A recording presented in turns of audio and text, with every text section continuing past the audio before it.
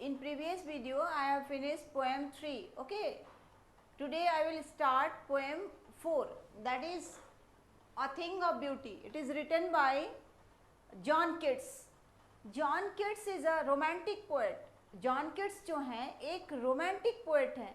वो ज़्यादातर उन्होंने पोएम जो लिखा है वो नेचर पर लिखा है या किसी खूबसूरती पर लिखा है. देखो आज जो है वो खूबसूरत चीज़ों के बारे में बताते हैं कि किस तरह से खूबसूरत चीज़ें जो हैं उनको देख करके आप बहुत सारा अपना जो मतलब आपके अंदर जो बहुत सारा नेगेटिविटी है उसको भूलने की कोशिश करते हो. तो आप पोएम में देखिए, मैं स्टांजा पढ़कर आपको समझाती हूँ कि वो क्या कहते हैं इस पोएम में. फर्स्ट स्टांजा देखिए है, a thing of beauty is a joy for you ever. वो बोलते हैं फॉर एवर मतलब सदा के लिए. बोलते हैं कि एक जो खूबसूरत चीज़ें हैं, जो खूबसूरती की जो चीज़ें हैं वो हमेशा खुशी के पात्र हैं. वो हमेशा हैप्पीनेस को सिंबलाइज करती है. It's loveliness increases. लवलीनेस का मतलब प्यारापन. इसका प्यारापन जो है हमेशा बढ़ता है. वो कभी जो है it will never pass into nothingness. ये कभी भी जो है वो नगण्यता, नथिंगनेस का मतलब है नगण्यता. ये कभी भी नगण्यता की ओर नहीं जाता है. But will keep a bore quit for us and asleep. कह रहा है पास इनटू नथिंगनेस. ये कभी नगण्यता की ओर नहीं जाता है. But will keep a bore quit for us and a sleep full of sweet dreams. लेकिन ये हमें हमेशा, बोअर का मतलब जो है बहुत ही सॉफ्ट कुंज जिसको आप कहते हो, ये हमें जो है वो क्या देता है. बोअर का मतलब जो पेड़ के नीचे का छाया होता कुंज उसको कहते हैं. तो ये हमें एक बहुत ही मनोहर शांत एहसास देता है. For us and a slip full of sweet dreams and health and quit breathing. ये हमें एक अच्छा नींद और अच्छा स्वास्थ्य और एक सांस लेने के लिए क्या देता है, एक बहुत बढ़िया प्योर एयर हमको प्रोवाइड करता. किसके बारे में वो कहते हैं? पेड़ के बारे में वो कहते हैं कि प्रकृति की कोई भी चीज़ जो है ना वो कभी भी वो मतलब कभी भी उसमें निगेटिवनेस है ही नहीं. अगर वो कांटा भी है, गुलाब में कांटा भी है तो वो भी आपको कुछ लेसन सिखाता है. गुलाब को देख लो, वो इतना खूबसूरत होता है लेकिन किसके बीच खिला रहता है? कांटों के बीच. तो यदि आपको अपने लाइफ को रोज की तरह ब्लूम करना हो तो आपको कठिनाइयों से तो चल के आगे बढ़ना ही पड़ेगा. ये तो लेसन प्रकृति की हर चीज़ें देती है. पेड़ को ले लो, देखो पेड़ के बारे में ही लिखते हैं वो कि ये हमें वो दिन भर धूप, पानी के दिन में पानी आप छुपे रहते हो. If you want to come out from your house then you take umbrella, है कि नहीं? लेकिन पेड़ तो ऐसा नहीं करता. धूप में देख लो आप अम्ब्रेला होल्ड कर लेते हो, पर पेड़ तो ऐसा नहीं करता. आप उसके नीचे जाओगे पानी को रोक देगा, पानी कम आप पर गिरेगा, आपको छाया दे देगा गर्मी के दिनों में, तो फल दे देगा, फूल दे, आप उसको तोड़ तोड़ के मार कर तोड़ते हो.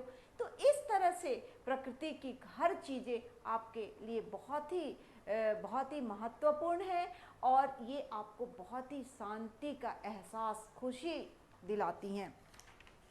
सेकेंड स्टांजा में देखो क्या कहते हैं जो पोएट हैं. वो कहते हैं देयरफॉर ऑन एवरी मोरो, मोरो माने सुबह, अर्ली मॉर्निंग को मोरो कहा जाता है. Therefore on every morrow we are wreathing. Wreathing माने गूंथना. एक एक फूल को जो गूंथते हो उसको इंग्लिश में बोलते हैं wreathing. We are we wreathing a flowery band to bind us to the earth. इसलिए कहते हैं पोएट कि हम हर सुबह उठ करके अपने आप को अर्थ की एक्टिविटी से जोड़ते हैं. फूलों की तरह, एक माला की तरह सुबह मेरे को नाश्ता करना है, फिर मेरे को स्कूल जाना, कॉलेज जाना, फिर खाना खाना है, कि अगर लेट हो जाएगा खाना में तो शाम का नाश्ता नहीं कर पाए। मतलब हर कुछ आप कैसे करते हो? अर्थ की एक्टिविटी जो आपको टाइम, सन का मूवमेंट, कि नहीं शाम हो जाएगा हमको घर जल्दी लौटना है, तो हर हर दिन आप अर्थ की एक्टिविटी से फूलों की तरह आप अपनी एक्टिविटी को क्या करते हो? कनेक्ट करते हो, जोड़ते हो।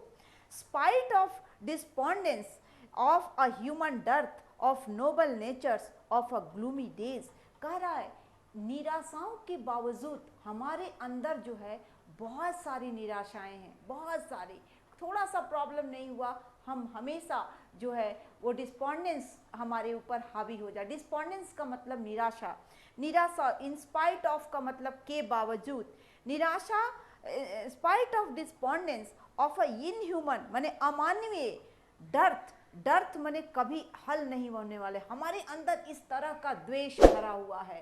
डर्थ का मतलब द्वेष भी आप कह सकते हैं। इनह्यूमन माने अमानवीय, of noble natures of a gloomy days of all unhealthy over dark and ways, कह रहा है कि लेकिन हमारा जो ये जो प्रकृति की चीज़ें हैं हमारे इस उदास दिन को, इस निराशा को क्या चीज़ में बदल देता है?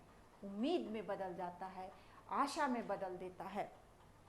Of all unhealthy and over darkened ways made for our searching eyes in spite of all some shape of beauty moves away the pall, कह रहा है कि हमारे अंदर जो जितने भी डार्क एंड, हम हमेशा अपने आप को मतलब अंधेरे में ही रखते हैं, अपने आप के बारे में नहीं जानते हैं, आप गलत काम करते रहते हैं हमेशा। तो अच्छे बुरे को के बीच डिफ्रेंशिएट करना जो है जरूरी है और उसको लेके चल रहा है। तो वही बोल रहे हैं of all the unhealthy and over dark and ways, हम इस तरह का काम करते हैं made for our searching, yes in spite of all, हम कुछ गलत काम करने लगते हैं, लेकिन इसके बावजूद भी some shapes of beauty moves away the pall, pall का मतलब होता आवरण, कवर जो है, लेकिन जो खूबसूरत चीज़ों की का जो शेप है वो इस कवर को जो है फ्रॉम आवर डार्क स्पिरिट्स, हमारे आत्मा के ऊपर जो गहरी जो कवर पड़ा हुआ है उसको क्या करता है? रिमूव करता है। Such the sun, the moon, trees old and young sprouting a shady boon, आप जरा मून को देख लो, सन को देख लो, ट्रीज ओल्ड यंग, मतलब आप मून को देखो कितना, अब आप मून जो निकलता है वो ठंडे में भी रहता है, गर्मी में भी रहता है। ठंडे में तो उसको, गर्मी में ठीक है उसको शीतल रहता है, लेकिन ठंडे में इतना ज़्यादा फॉगिंग होता है कि वो जो है एकदम ढक जाता है, फिर भी वो तो रहता है ना। ऐसा तो नहीं है कि फॉग होता है तो वो हट जाता है। हम क्या करते हैं, समस्याएं आती है तो हम सुसाइडल, आज जो है जिंदगी से हार मान जाते हैं। ये चीज़ पोएट, हर पोएम में आपको ये मैसेज मिलता है कि आप जो है उसमें अपने आप रास्ता निकालने का कोशिश करें। इस कोऑर्डिनेस को, इस हार को, इस कायरता को कभी अपने ऊपर हावी नहीं होने दें। प्रकृति की चीज़ों से सीखें कि सूरज तो गर्मी में कहाँ छुपता है, वो उतना ही हॉट होता है, ठंडे में भी उतना ही हॉट होता है। तो ये जो है वो कहाँ छुपेगा, वो तो हॉट रहता, वो जलते रहता है हमेशा। तो सूरज से सीखो, चांद से सीखो।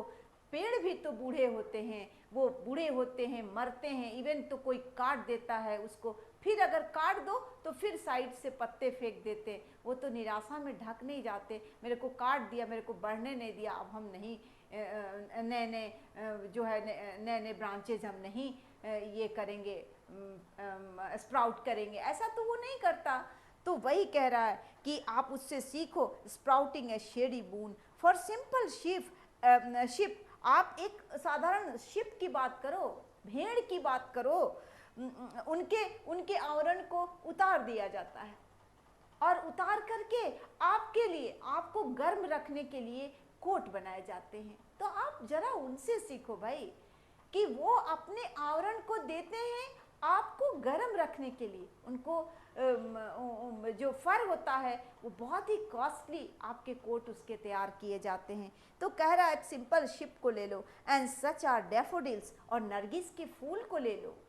ये साल में जो है ना एक ही बार खिलता है, पर वो एक बार बहुत दिनों तक खिलता है, और आपको ऐसा तो नहीं है वो सालों भर खिलता है, पर आपको वो, आप पीले रंग का फूल इसको देखकर आप खुश हो जाओगे। That for themselves a cooling covert make जेंट्स the hot season the mid forest brake. कह रहा है कि ये जो गर्म सीजन है वो राक्षस की तरह, जेंट का मतलब क्या है, राक्षस की तरह जो है हमारे सामने आता है। और मिड फॉरेस्ट ब्रेक, सारा पेड़ पौधे जो है उनके पत्ते झड़ जाते हैं। सोचो गर्मी के दिनों में उनके पत्ते जो है मतलब एकदम गर्मी आना शुरू होता है, झड़ना शुरू करते हैं। लेकिन आपको ढकने के लिए एकदम मिड गर्मी में नए नए पत्ते आ जाते हैं, अप्रैल मई में पूरा भर जाता है पेड़। कहने का मतलब वो भी तो क्या होता है, वीरान होता है, लेकिन वो फिर से पनपना तो नहीं छोड़ देता। तो ये सारे मैसेज पोएट जो है आपको देना चाहते हैं। एंड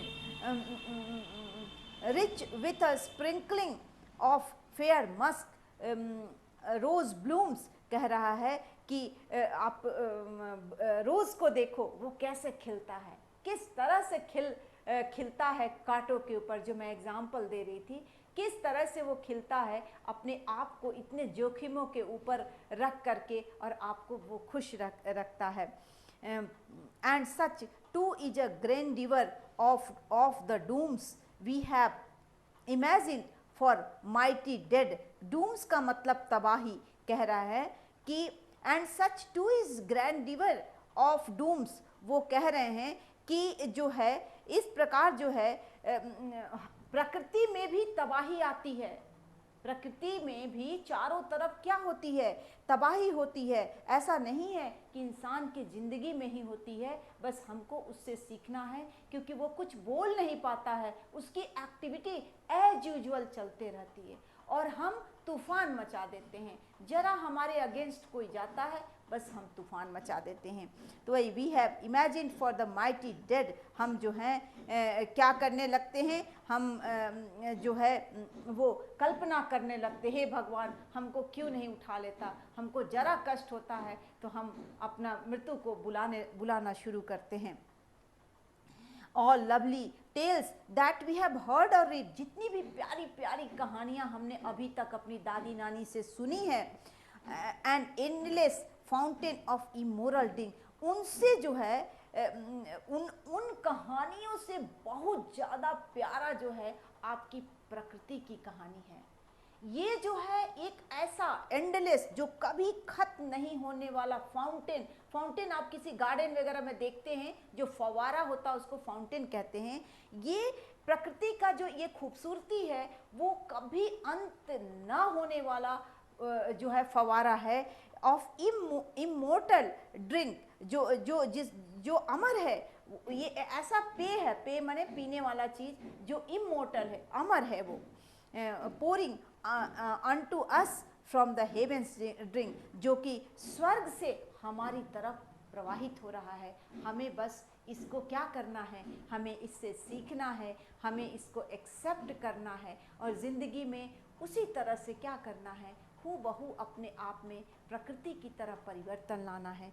तो ये आपका पोएम ख़त्म हुआ, जो 3 स्टांजा है, बड़े पोएम है। इसमें भी बहुत सारे क्वेश्चन हैं उनके बारे में, जो कि how is thing of beauty a joy for ever, जो है किस तरह से जो थिंग ऑफ ब्यूटी जो है वो खूबसूरत चीज़ें जो है हमें खुशी देती हैं। ये आपका टेक्स्ट बुक में क्वेश्चन है, list the thing of beauty mentioned in the poem में। आप पेड़ के बारे में कह सकते हैं, आप डैफोडिल्स के बारे में कह सकते हैं, आप रोज़ के बारे में बता सकते हो। एक क्वेश्चन है, important question, what makes human beings love life in spite of troubles and suffering. कह रहा है कि क्या ऐसी चीज़ है जो इंसान को तकलीफ में भी जो है उनको इंस्पायर करती है, वो है प्रकृति की खूबसूरती। परेशानी में भी इंसान को खुश रखने की कोशिश करती है, ज़िंदगी से प्यार करने के लिए लेसन सिखाती है, वो है प्रकृति का खूबसूरती, प्रकृति की एक्टिविटी, जिससे हमको लेसन सीखना है कि जो भी चीज़ खूबसूरत है या होगा उसको परेशानियों का रास्ता तय करना पड़ेगा। It is certain, trouble is a part of life, ये मान के चलना होगा, तभी आप खुश रहोगे। तुरंत हिम्मत नहीं हारना है आपको। उसके बाद जो है इसी तरह से बहुत सारा क्वेश्चन है, why is grandeur associated with mighty dead, ये क्वेश्चन है। और भी बहुत सारे क्वेश्चन हैं, किस तरह से हम अपने हर सुबह में अपने आप को जो है मॉर्निंग से बांधते हैं, एवरी मॉर्निंग से, तो वो कैसे रेड करते हैं, अर्थ की एक्टिविटी से अपने आप को बांधते हैं। तो ये सब क्वेश्चन करें। अगर आप इनके अर्थ को समझते हैं, अगर आप ट्रांसलेशन सीख लेते हैं, तो you can do it easily. Okay, तो ये आज पोएम 4 मैंने फिनिश्ड किया। फिर नेक्स्ट वीडियो में मैं पोएम 5 करूँगी। Okay, thank you very much.